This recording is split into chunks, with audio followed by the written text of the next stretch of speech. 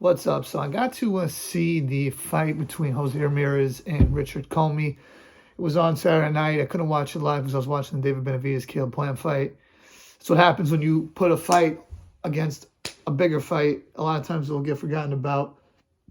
It was a pretty good fight. I'll say that.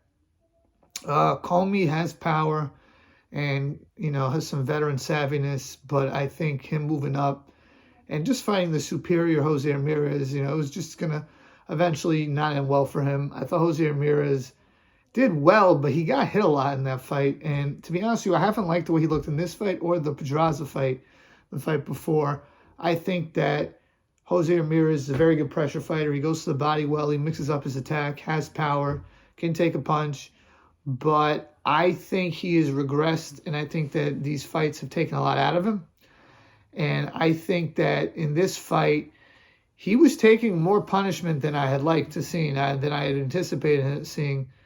He did stop him late. Comey's, gas tank, I think, hurt him, and also the fact that he was taking so many punches. He dropped him in the 11th round. Then he hit him with a body shot, and he just went down. Comey and's like, I can't do this anymore. I don't know if he physically couldn't get up or he mentally taxed out of the fight. But, I think at this point, Comey's a gatekeeper, if that even. But overall, a good fight. It was an entertaining fight.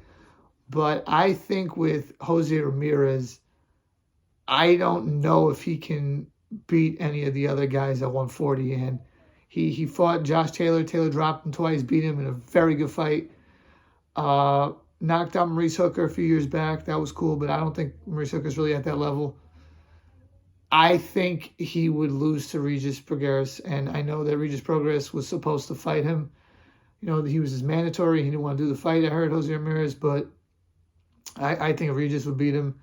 And honestly, I think Teofimo Lopez would beat him too at this point. But, it would be a great fight, him and Regis. I know that Teofimo Lopez and Josh Taylor are fighting, so let's see Jose Ramirez and Regis Prograis next in what would be a good fight. I think Jose Ramirez is a good fighter, and I like his trainer, Robert Garcia, a lot.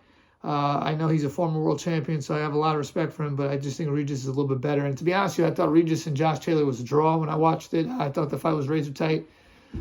I think that Regis is a really good fighter. It's just unfortunate that he fights at a division where maybe they don't have the biggest names, and I don't think Regis is strong enough to go to 147 and really beat on the guys like Crawford and Spence and those kind of guys.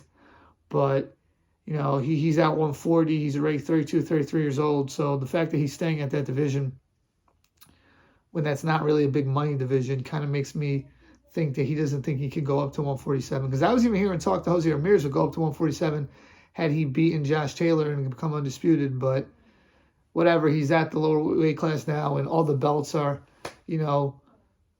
scattered around because Catterall and Taylor, they didn't rematch, and really Catterall should have won that fight in my opinion. He should have been undisputed, but once Josh Taylor kind of vacated a bunch of belts, and now it's all spread out. You got Regis has one because he beats Zepeda. Josh Taylor has one. I think Puello has one, and maybe one of them is vacant. I know Rolly's fighting that Puello guy next, but that Matias guy has one, I think, right? That guy's also a player. So the belts are all kind of scattered. No one's really distanced themselves. Besides Taylor and Catterall, but they're not fighting next. So to me, 140 is pretty open. But yeah, I just think Regis would beat up on Jose Ramirez, if I'm being honest. Let me know what you guys think. Please like, share, comment, and subscribe. Peace.